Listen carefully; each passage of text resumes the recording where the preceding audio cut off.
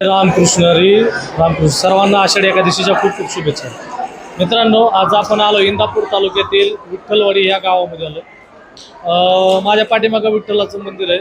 या मंदिरामध्ये आज जे भाविक आहेत जे पंढरपूरला जाऊ शकत नाही, या परिसरामध्ये या विठ्ठलवाडीला एक वेगळं स्थान आहे, एक वेगळंच त्याला योगदान आहे लोकांचं. आज या श्रद्धेच्या स्थानावरती तुम्हाला जर दाखवायला गेलो तर खूप मोठी गर्दी आहे, खूप मोठा जनसमुदाय या ठिकाणी आलेला आहे. आज आपण काही नागरिक आहेत, त्या नागरिकांशी आपण काही संवाद साधणार आहे. आपण लोकांशी बोलाय नेमकं काय कशी पद्धतीने त्यांचं दर्शन आहे. मावशी कुठून आलेत तुम्ही? आलेगाव. कुठून आलेत? आलेगाव. आलेगाव मधून आले. काय कधीपासून दर्शन होतं तुम्हाला? अर्धा तास झाला. मावशी काय नाव तुमचं? उर्मिला कदम. उर्मिला कदम. कुठले गाव कुठलं? आलेगाव दौड. दौंड मध्येच आहे. हो. म्हणजे दौंडवरनं तुम्ही आलाय हो. दर्शन घ्यायला. तुम्ही कुठले आहेत बाबा? कळच आहेत. बरं. कुठले गाव कुठले? कळच. तुम्ही कुठले बाबा? बारामती. बारामतीवरून हो. किती वेळ झालं दर्शनाला थांबले? एक तास झाला. एक तास झालं. मित्रांनो, हे आपण बघतोय हे लोक दौंड असेल, इंदापूर असेल, बारामती असेल, त्याचप्रमाणे 4-5 तालुक्यांमधून हे लोक आज या ठिकाणी येतात. लोकांचे सुद्धा हे आहेत. मी तुम्हाला थोडक्यात एक दाखवण्याचा प्रयत्न करेल. इकडच्या बाजूला जर तुम्ही बघितलं तर ही नागरिकांची आणि या एक प्रकारे जत्रेचं स्वरूप विठ्ठलवाडीला येतं. थोडक्यात या ठिकाणी तुम्ही बघू शकता. मी त्यांना एक विनंती करलो की तुम्ही दाखवायचं थोडंसं या ठिकाणी नागरिकांची जी काही गर्दी आहे खचाखच भरलेली, हे कशामुळं होते तर आज जे विठ्ठलावरती नितांत नागरिकांचं प्रेम आहे, एक त्यांचा आशीर्वाद घेण्यासाठी नागरिकांची जे परिसरातून इंदापूर असेल, बारामती, दौंड, पुणे जिल्ह्यातून बऱ्यापैकी लोकांची गर्दी ह्या विठ्ठलवाडीला आपल्याला होताना दिसते. या ठिकाणी त्यांच्या एक या विठ्ठलवाडीच्या जे स्वयंसेवक आहेत त्यांच्या वतीने जे काही नियोजन करण्यात आलेलं आहे हे आपल्याला दिसतं. आपण बघू शकतो त्या ठिकाणी आता नागरिक कशा पद्धतीने येतात. आता हे दरवर्षीच गणित आहे की बाबा या ठिकाणी दिवसांदिवस ही गर्दीचं प्रमाण वाढत चाललेलं आहे. आज आपल्या बरोबर देवस्थानचे स्वयंसेवक आहेत, त्यांच्याकडे आपण माहिती घेणार आहे की कशा पद्धतीने ह्या विठ्ठलवाडीच्या मंदिरामध्ये कशा पद्धतीने ही दररोज किंवा आजची जी काही आषाढी एकादशी निमित्त त्यांचं कशा पद्धतीने नियोजन आहे किंवा ह्या मंदिराला कशा पद्धतीचा एक म्हणजे माहिती आहे की बाबा लोकांना अजून त्या पद्धतीची माहिती नाही. आपण त्यांच्याकडे घेऊया. नमस्कार, काय नाव तुमचं? माझं नाव धनंजय खारतोडे. मी कंटिन्यू इथं डेली असतो, म्हणजे नाही का वारी याच्यामध्ये किंवा वारीमध्ये सहभागी असतो माझा. नाव काय तुमचं? धनंजय खारतोडे. बरं, कधीपासून तुम्ही आता इथं या ठिकाणी हे करताय? एक 5 वर्ष झाले, 5-6 वर्षापासून इथं असतो. म्हणजे ह्याच्यामध्ये वारी म्हणा, अखंड वारी असते आमची. आमचं ट्रस्ट आहे, ट्रस्टची वारी असते आळंदी देऊ ते पंढरपूर. बरं, आज तुम्ही ज्या पद्धतीने इथं स्वयंसेवक म्हणून काम करताय, आजचा दिवसभरामध्ये कसं आहे बाबा ह्या मंदिराचं आज कशा पद्धतीने काय तुम्ही दिनचर्या केली? नाही, दिनचर्या म्हणजे काय, सकाळी 4 पासून स्टार्ट झाले. 4 वाजल्यापासून देवाची महापूजा झाली, त्याच्यानंतर काकड आरती वगैरे झाली, त्याच्यानंतर भजन झालंय आणि तिथून स्टार्ट झालंय. सकाळी माझ्या अंदाजे 5 वाजल्यापासून दर्शनाची लोकांची गर्दी. 5 म्हणजे सकाळपासून गर्दीच सकाळी 5 पासून पायरीपर्यंत गर्दी गेली होती. एक माझ्या अंदाजे 8च्या आसपास वरून पर्यंत चालू झाले. 8 पासून वरून चालू झाले, पूर्ण रांगा चालू. आता मला काय म्हणायचंय, आज लोक पंढरपूरला जातात. मग पंढरपूरला जातात तर मग आज विठ्ठलवाडीला एवढी गर्दी का होती, कशामुळे होती? विठ्ठलवाड्याचा इतिहास असा आहे की ज्योतिमामा जाधव या नावाचे एक हाडाचे वारकरी होते. ते दर एकादशीला पंढरपूरला वारीला जायचे.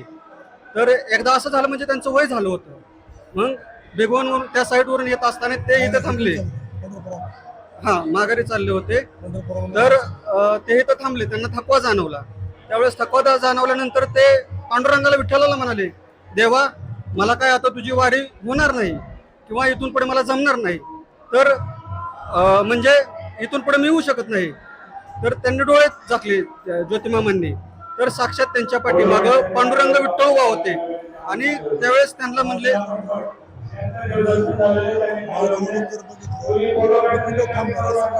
तर ज्योतिमामा तिथे डोळे झाकून उभे होते. तर त्यावेळेस विठ्ठल पांडुरंग म्हणले की ज्योती, मी आहे तुझ्या मागे, तू चल पुढे. ज्यावेळेस ज्योतिमामांनी पाठीमागं पाहिलं त्यावेळेस साक्षात पांडुरंग विठ्ठलाचं दर्शन झालं. त्यावेळेस म्हणजे इथं जुनी मंदिरं होती, तर ज्योतिमामांना दर्शन झालं. म्हणजे ते स्वयंभू मूर्त्या त्याच्यानंतर म्हणजे एक विठ्ठलाची आणि एक रुक्मिणीची अशा 2 मूर्त्या, म्हणजे जसं पंढरपूरला आहे तसं सेम. म्हणजे आता पण तुम्ही बघू शकता की विठ्ठलाची एका साईडला आणि रुक्मिणीची एका साईडला ही आख्यायिका आहे. म्हणून इथं धाकटे पंढरपूर म्हणून ओळखलं जातं विठ्ठलवाडी या देवस्थान. पण त्या दिवसापासून आज तागायतपर्यंत लोकांचा कल या मंदिराकडे कशामुळे एवढा वाढलाय, की काय कारण? भावना आहे, श्रद्धा आहे, की एक म्हणजे जे तिथं आहे पंढरपूरमध्ये ते तिथं सगळं अनुभवायला मिळते. भजन, कीर्तन, नामस्मरण हे सगळं चालू आहे इथं. आणि अखंड हरिनाम सप्ताह इथं कित्येक वर्ष चालू आहे. मग आपल्या इकडं या तुम्हाला म्हणजे ज्या पद्धतीने आता आज तागायतपर्यंत मंदिराचं जी संगोपन आपण किंवा या ठिकाणी बघताय, आपल्या माध्यमातून काही सामाजिक उपक्रम वगैरे काही घेण्यात येतात का तुमच्याकडे? यस, याच्या आधी संस्थापक अध्यक्ष म्हणून ज्यांनी काम पाहिलं ते बाबा महाराज करतोडे यांनी सुसंस्कार शिबिरे लहान मुलांची इथं घेतली. नंतर महिनोमहिनी म्हणजे महिन्याच्या एकादशीला कीर्तन इथं कंटिन्युअस असायची, भजन स्पर्धा व्हायच्या. या माध्यमातून सामाजिक कार्य करत गेली, किंवा वृक्षारोपण असेल किंवा अजून अशा बऱ्याच गोष्टी. आता सध्या आपल्या या ट्रस्टची देवस्थानची दिंडी सुद्धा आहे. ती दिंडी सुद्धा तुकाराम महाराजांच्या पालखीसोबत पंढरपूरला जाते. काय बाबा काय सांगतात, तुमच्याकडे काय माहिती आहे या मंदिराबद्दल? किसन लक्ष्मण काय गड रुई. रुईचे आहेत का तुम्ही? हा, काय माहिती तिथं तुम्हाला? पहिलं हे आमचं वडील बाबा महाराज खरतुडे, सांगतो बाप्पू म्हणजे बाप्पू माने बाप्पू आणि देवपुडे गुरुजी अशी मिळून एक नेत्यांना खराड्यांना ह्या लोकांनी छोटंसं मंदिर होतं.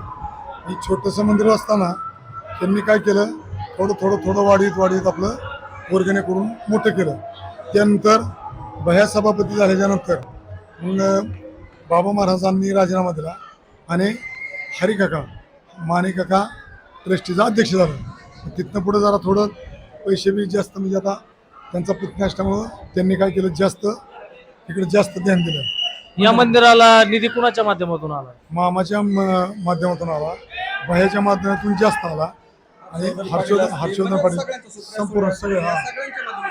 मित्रांनो, एक थोडक्यात सांगायचं म्हणलं तर काय आहे की या मंदिरासाठी कृषी मंत्री दत्तात्रय भरणे असतील किंवा माजी सहकार मंत्री हर्षवर्धन पाटील असतील किंवा सभापती प्रवीणभाई माने असतील, यांच्या माध्यमातून या मंदिराला निधीच्या त्यांच्या फंडातून किंवा त्यांच्या माध्यमातून निधीच्या माध्यमातून या ठिकाणी कामं करण्यात आल्यात. आणि आपण थोडक्यात काय की या मंदिरामध्ये हे सर्वजण आहेत की एक काय सांगाल मामा, आज तुम्ही या ठिकाणी विठ्ठलवाडीमध्ये दर्शनासाठी आले? मी नेहमीच दर्शनाला इथं येत असतो आणि इथं विठ्ठल रुक्मिणीचं पांडुरंगाचं दर्शन घेतल्यानंतर एक मनाला समाधान मिळतं. आणि इथं आपल्या सगळ्यांना माहीत आहे की हजारो भक्त इथं दर्शन घेण्यासाठी येत असतात आणि पांडुरंगाचा आशीर्वाद हा मागत असतात. आज एकादशीच्या निमित्तानं इथं खूप मोठी यात्रा इथं आज भरलेली आहे.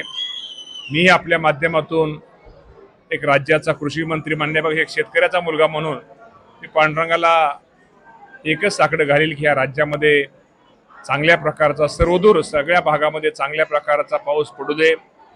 माझ्या शेतकऱ्यांनी जी पिकं हाती घेत त्या पिकाचं चांगल्या प्रकारचं उत्पादन होऊ दे आणि त्याला चांगल्या प्रकारचा बाजारभाव मिळू दे, शेतकऱ्याला चांगल्या प्रकारचं उत्पन्न मिळू दे आणि माझा शेतकरी माझा बळीराजा सुखी होऊ दे, हे मी पांडुरंगाला साकडं घालतो. आणि आज इथं धाकटे पंढरपूर इंदापूर तालुक्यामध्ये हे जी जागृत देवस्थान आहे, इथं 40 वर्ष झालं अखंड हरिनाम सप्ताह चालू आहे. 40 वर्ष झालं विना खाली नाहीये. आपण गावात जर सप्ताह घ्यायचं म्हणलं तर 10 दिवस घ्यायचं म्हणलं तर यादी काढावं लागते, कोण विना घेणार. पण अशी परिस्थिती नाहीये. ही जागृत देवस्थान आहे. 40 वर्ष विना घ्यायला लोक दिवस रात्र इथं या ठिकाणी आहे. त्याचं जागृत देवस्थान आहे. लाखो भाविक या आपल्या गारानं आपलं म्हणणं देवाकडे आशीर्वाद मागायला या एकादशीच्या निमित्ताने या ठिकाणी येत असतात. त्याच पद्धतीने आम्ही देखील आज या ठिकाणी आलो, माता टेकवला आणि पांडुरंगाकडे एवढीच मागणी केली की ह्या वर्षी जोरदार पाऊस पडो, उजनी धरण चांगलं भरो आणि पाऊस पडून शेतकरी राजाला चांगल्या पद्धतीनं धन धान्य हे सगळ्या मोठ्या प्रमाणात मिळो अशा प्रकारची प्रार्थना पांडुरंगाच्या चरणी केली. आपण ते थोडक्यात त्यांच्याकडे जाणून घेऊया. काय तुमची अडचण काय, म्हणजे काय वाटतं? या ठिकाणी श्री विठ्ठल रुक्मिणी देवस्थान ट्रस्ट या ठिकाणी जवळजवळ गेले 42 वर्षापासून अखंड नंदादीप आणि अखंड हरिनाम त्या ठिकाणी चालू आहे. वर्षभरामध्ये या ठिकाणी 4 वेळेस सप्ताहाचं आयोजन केलं जातं. त्याचबरोबर या आषाढी एकादशी असेल, या दिवशी मोठी यात्रा या ठिकाणी भरत असते. दरवर्षी यात्रेसाठी साधारणतः 1 लाख किंवा 1 लाखापेक्षाही जास्त भाविक या ठिकाणी येत असतात. परंतु भाविकांना येण्यासाठी कळसवरून, रुईवरून आणि दुसरा पुणे सोलापूर हायवे काळेवाडी नंबर 2 यावरून रस्ता येतो. परंतु याच्यामध्ये प्रामुख्यानं भाविकांना पुणे सोलापूर हायवेपासून या मंदिरापर्यंत येण्यासाठी साधारणतः 3 किलोमीटरचं अंतर कच्चा रस्ता तुडवीत यावं लागतं, खड्डे तुडवीत यावे लागतात. आणि त्यामुळं रस्त्याची सोय जर झाली तर निश्चित हे देवस्थान एक चांगलं नावारूपाला येईल. आज जर बघितलं तर देवस्थानाने अतिशय चांगल्या पद्धतीच्या सुविधा या ठिकाणी दिलेल्या असतात. दररोज येणाऱ्या भाविकांसाठी सकाळी 7 वाजल्यापासून ते दुपारी 2 वाजेपर्यंत सर्व उपस्थित भाविकांना महाप्रसादाच्या माध्यमातून त्या ठिकाणी नाश्त्याची सुविधा दिली जाते. मला काय म्हणायचं, आज या मंदिराला येण्यासाठी रस्ता हा हायवे पासून जो आता आहे त्या रस्त्याचं कामासाठी काय अडचण काय आहे? या रस्त्याच्या कामासाठी या राज्याचे कृषी मंत्री यांनी मागील 5 वर्षापूर्वी त्या ठिकाणी रस्त्यासाठी अनुदान मंजूर केलेलं आहे. परंतु हा रस्ता फॉरेस्टमधून येतो म्हणून ह्या रस्त्याचं काम होत नाही. फॉरेस्ट विभाग हा केंद्र सरकारच्या अखत्यारीत येतो, त्यामुळे ह्या रस्त्याचं काम आडलेलं आहे. परंतु त्याच्यामधून सुद्धा मार्ग काढण्यासाठी महाराष्ट्र सरकार असेल, केंद्र सरकारच्या माध्यमातून वेगवेगळ्या योजनांमधून हा रस्ता जर निश्चितपणे केला तर हा रस्ता साधारणतः 50-60 वर्षापासून येथील शेतकरी वापरत आहेत. शेतकऱ्यांना येण्या जाण्यासाठी सुद्धा हा सोयीचा आहे. कारण या भागामध्ये जे काय उजनी धरणाच्या ह्याच्यामध्ये गेलेल्या जमिनी आहेत त्या शेतकऱ्यांच्या जमिनी या ठिकाणी आहेत, त्यांना सुद्धा हा सोयीचा रस्ता होणार आहे. आणि त्या माध्यमातून आमच्या कृषी मंत्री दत्तामाव भरणे असतील किंवा या भागाचे खासदार पार्थ पवार असतील, त्याचबरोबर महाराष्ट्राचे उपमुख्यमंत्री सन्माननीय सुनेत्राव पवार असतील, यांना आमची विनंती, ह्या रस्ता झाला तर निश्चित ह्या भाविकांना या ठिकाणी येण्यासाठी सुखद होईल आणि हे देवस्थान आणखी नावारूपाला येईल. त्या दृष्टीनं त्यांनी प्रयत्न करावेत अशी विनंती. मित्रांनो, देवस्थानचं म्हणणं साहजिकच आहे की आज आपण बघतो की रस्त्याला येण्यासाठी व वर्दळीसाठी वाहतुकीसाठी रस्त्याची अडचण आहे. रस्ता हा कच्च्या प्रतीचा असल्यामुळं पावसाळ्याच्या दिवसात पाण्याचं प्रमाण वाढलं हे आणि रस्त्याला 2 पदरी नसल्यामुळं नागरिकांना खूप कसरत करावी लागते. त्यांची काय अडचण होती आपण बघूया अजून काय कशा पद्धतीने पुढे माहिती.